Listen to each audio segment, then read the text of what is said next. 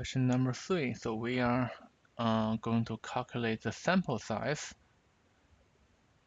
So if we read the question, we know we want to achieve 95% confident that your estimate is within 0.05 of the true proportion. So we are going to calculate what the required sample size.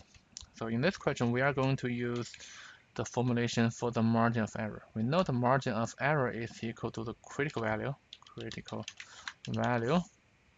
times the standard error. Okay. So in this question, the margin of error is as 0.05 of the true proportion. That means the margin of error is 0.05. And what other information we need?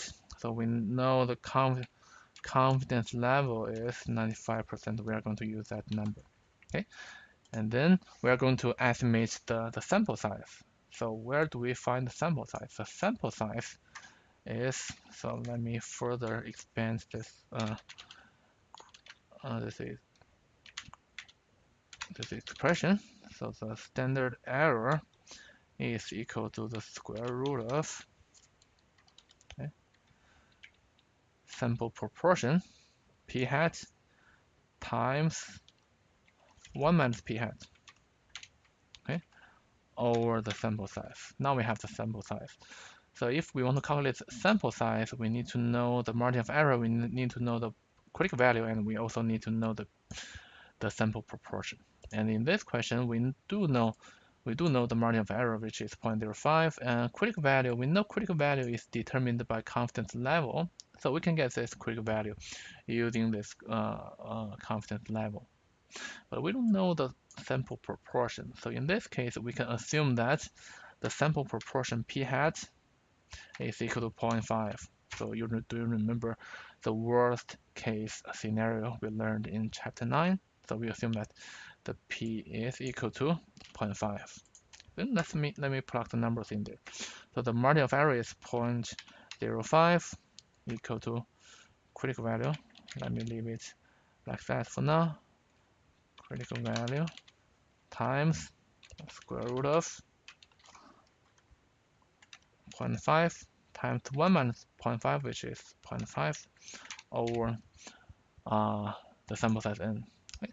Then let's work on the critical value. We know the critical value, because we are talking about proportion in this question, then the critical value is the z. Okay, the z star is critical value, and we know that z follows standard normal distribution.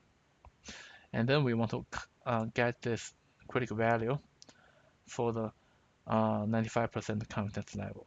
Yeah, let's get some help from the StatCrunch. Let's find the critical value. So how to find the critical value? So we can use the normal calculator. Let's go to stat calculators, normal, and go to this between. And the mean, standard deviation, we don't have to change.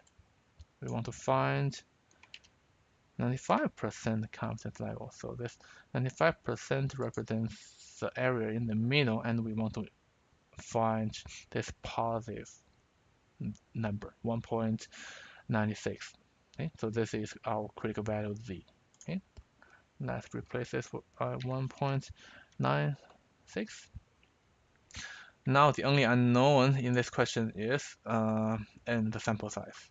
Okay, so let's solve this equation to get the n. So let me move this number 1.96 over there. So that's going to be 0.05 divided by 1.96 equals square root of, so 0.5 times 0.5 over n. Sorry. Okay. So let me do the calculation. So 0.05 over 1.96. So 0.0255. Okay.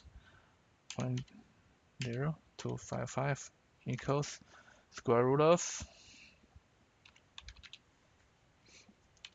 let's calculate this out. So this 0.25 over n, and like let's square both sides.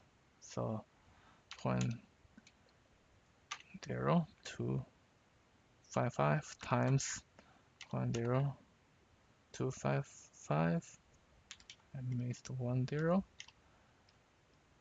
equals, so that's going to be 0.25 over n. And let's manipulate this a little bit more. So let's put the n to the left hand side and put the left hand side to the right hand side. Okay, so that's going to be n equals 0.25 over this one. Okay, so if we do the calculation, so 0.25 over 0.0255 over 0.0255 again. So this is our sample size. So 384, so we run up, so that's going to be 385. So that's the one we have here.